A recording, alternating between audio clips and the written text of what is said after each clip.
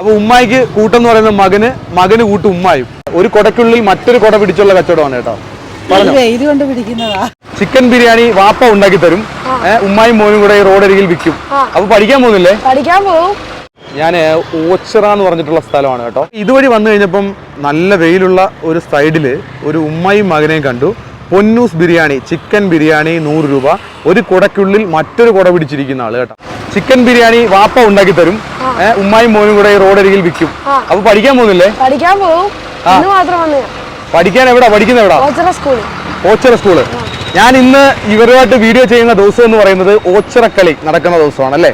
പ്രശസ്തമായിട്ടുള്ള ഓച്ചിറക്കളി. മോനെ, നമ്മുടെ ബിരിയാണിക്ക് എത്ര രൂപ? 100 രൂപയാണോ? 100 രൂപ. നിങ്ങള് രണ്ടുപേരും കൂടെ എത്ര മണിയാകുമ്പോ ഇവിടെ വരും? ഞങ്ങള് 10 മണി 11 മണിയൊക്കെ ആവും. 11 മണിയാകുമ്പം ഇവിടെ വരും.